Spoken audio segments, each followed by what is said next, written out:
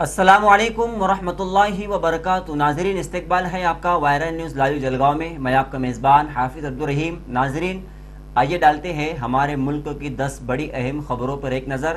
اس سے پہلے آپ سے گزارش ہے کہ آپ نے ابھی تک ہمارے چینل کو سبسکرائب نہیں کیا ہے تو سبسکرائب کر دیجئے، بیل آئیکن کو دبا دیجئے۔ ناظرین، دہلی پولیس کی اسپیشل سیل نے 2020 دہلی فساد کیس میں 15 ملزمین کے خلاف عدالت میں امیتابھ راوت کی کورٹ میں 11,000 صفحات پر مشتمل چارج شیٹ داخل کی ہے۔ دہلی فساد کی سازش رچے جانے کے معاملے میں یہ چارج شیٹ داخل کی گئی ہے۔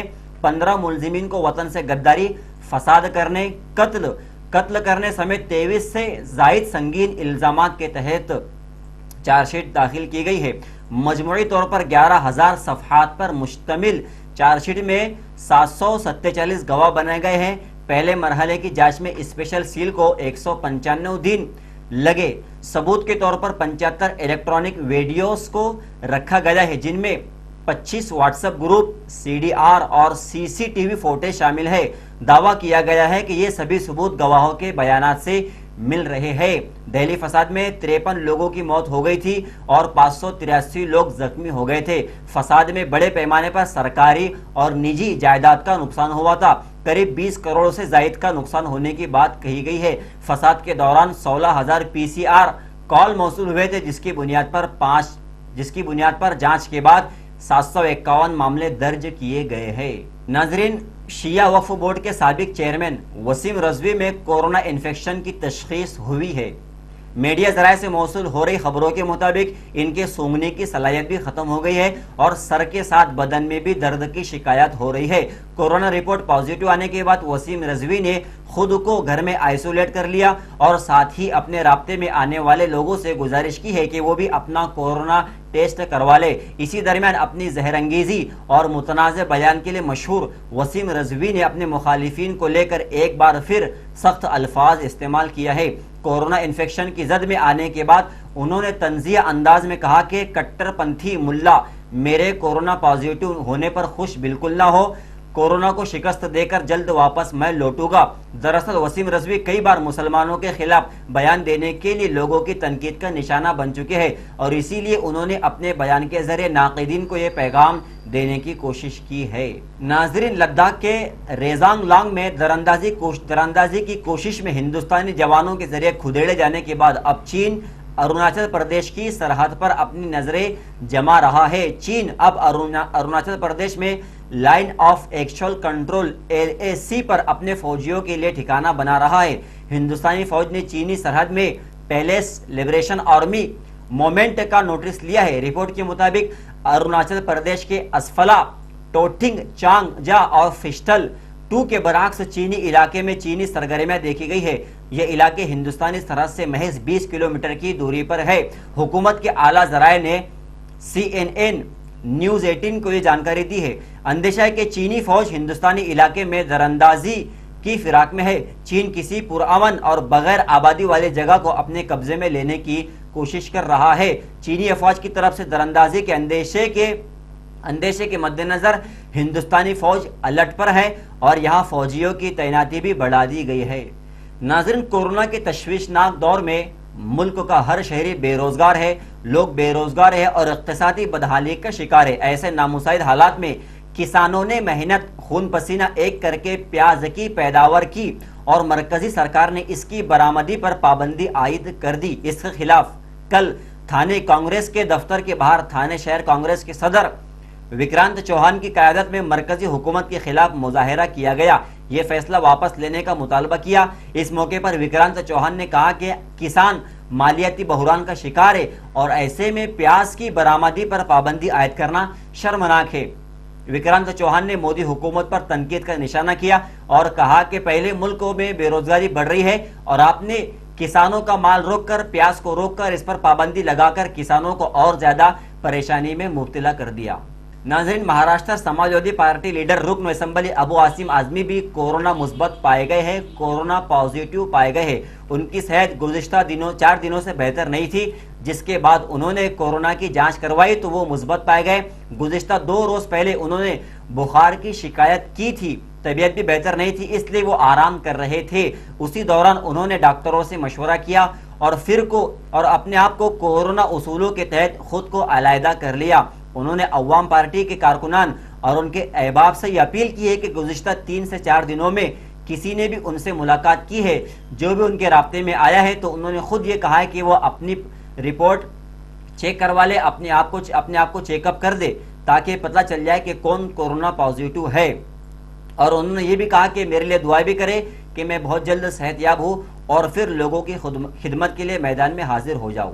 ناظرین، ایک طرف تیزی سے بڑھتا ہوا کورونا وائرس تو دوسری طرف مراٹھا ریزرویشن کے معاملے نے ریاست کی مہا وکاس آگاڑی سرکار کے لیے مشکلیں کھڑے کر دی ہے۔ کل منترالیہ میں منعقدہ ریاستی کابینہ کی ہفتے واری میٹنگ میں مراٹھا ریزرویشن کا معاملہ بحث کا موضوع بنا رہا۔ ذرائع بتاتے ہیں کہ وزیر اعلیٰ ادھو ٹھاکرے نے اپنی وزاراتی کونسل کو یقین دلایا کہ مراٹھا ریزرویشن بچانے کے لیے معروف وکلا کپل سبل اور منو سنگھوی سمیت قانون کے دیگر ماہرین کی مدد حاصل کر کے سپریم کورٹ میں وکلا کی فوج اتار دے گے۔ واضح ہے کہ پچھلے دنوں سپریم کورٹ نے مراٹھا ریزرویشن پر اپنا فیصلہ دیتے ہوئے مراٹھیوں کو تعلیم اور سرکاری ملازمت میں 25% ریزرویشن دینے کے مہاراشٹر سرکار کے فیصلے کو روک لگاتے ہوئے اس معاملے کو آئینی بینچ کے پاس بھیج دیا تھا، اور تبھی سے مہاراشٹر کی سیاست میں جیسے کوہرام مچ گیا ہے اور یہ معاملہ ٹھاکرے سرکار کے لیے گلے کی ہڈی بن گیا ہے۔ ناظرین، وزیر صحت راجیش ٹوپے نے کل یہاں اس بات کا خلاصہ کیا کہ مہاراشٹر میں کورونا مریضوں کی تعداد بڑھنے کی اصل وجہ ان لاک ہے، کیونکہ لوگ کورونا سے بچنے کے لیے نہ ہی سوشل ڈسٹنسنگ کا خیال کر رہے ہیں اور نہ ہی احتیاط سے کام لے رہے ہیں۔ میڈیا کے نمائندوں سے بات کرتے ہوئے راجیش ٹوپے نے کہا کہ ممبئی سمیت ریاست بھر میں اسکول، کالج، لوکل ٹرینیں، سنیما ہال کھولنے کے بارے میں وزیر اعلیٰ ادھو ٹھاکرے صحیح وقتوں پر فیصلہ لے گے۔ انہوں نے بتایا کہ آنے والے دنوں میں مزید ڈھیل دینے کے بارے میں غور و خوض کیا جا رہا ہے۔ اس کے علاوہ سرکاری اور نیم سرکاری دفاتر میں ملازمین کی تعداد بڑھانے کے بارے میں بھی جلدی فیصلہ لیا جائے گا۔ وزیر موصوف نے بتایا کہ ریاست کے 6 ضلعوں میں ٹیلی ICU سسٹم شروع کیا گیا اور اس کے مثبت نتائج سامنے آ رہے ہیں۔ ناظرین، بابری مسجد معاملے میں جو لوگ ملزم ٹھہرائے گئے تھے ان کا فیصلہ پھر 30 ستمبر کو ہوگا۔ اتر پردیش واقع ایودھیا میں سال 1992 دسمبر میں بابری مسجد شہادت معاملے میں CBI کی عدالت 27 سال بعد ستمبر کو فیصلہ سنائے گی۔ اس معاملے میں سابق نائب وزیر اعظم اور وزیر داخلہ رہے لال کرشن اڈوانی، سابق گورنر اور UP کے وزیر اعلیٰ رہے کلیان سنگھ، BJP لیڈروں نے کنیار سابق مرکزی وزیر اور مدھیہ پردیش کے وزیر اعلیٰ رہے اوما بھارتی ملزم ہیں۔ CBI نے اس معاملے میں 49 ملزمین کے خلاف چارج شیٹ فائل کی تھی، جس میں سے 17 کی موت ہو چکی ہے۔ واضح ہے کہ منگل کو CBI کی خصوصی عدالت میں دفاع اور استغاثہ فریق کی طرف سے زبانی بحث پوری کر لی گئی ہے۔ اب CBI کی خصوصی عدالت کو اس معاملے میں 30 ستمبر تک اپنا فیصلہ سنانا ہے۔ 2 ستمبر سے عدالت نے اپنا فیصلہ لکھوانا شروع کر دیا ہے۔ ناظرین، یوگی آدتیہ ناتھ کا دماغی توازن ویسے ہی مشکوک ہے اور جب بھی اس میں سدھار آتے دکھائی دیتے ہیں وہ کوئی نہ کوئی نئی حماقت کر کے سدھار میں کمی پیدا کر دیتے ہیں۔ ابھی حال ہی میں یوگی حکومت نے Uttar Pradesh special security force کی تشکیل سے متعلق ایک عجیب اور غریب حکم نامہ جاری کر دیا ہے۔ اس نوٹیفیکیشن کے مطابق UP-SSF کو بغیر وارنٹ کے گرفتاری اور تلاشی کا اختیار مل گیا۔ اس طرح اتر پردیش کے اندھیر نگری چوپٹ راج میں ایک نئے باب کا اضافہ ہو گیا۔ عوام کے بنیادی حقوق کو سلب کر کے انہیں عدالتی تحفظ سے محروم کر دیا گیا۔ UP-SSF کے پاس الہ آباد ہائی کورٹ، لکھنؤ ڈویژن ضلع عدالتوں، ریاستی حکومت کے اہم انتظامی دفاتر، عبادت گاہوں، میٹرو ریل، ہوائی اڈوں، بینکوں، مالیاتی اداروں اور صنعتی اداروں کے تحفظ کی ذمہ داری ہوگی۔ حد تو یہ ہے کہ نجی ادارے بھی ادائیگی کر کے UP-SSF کی خدمات لے سکے گی۔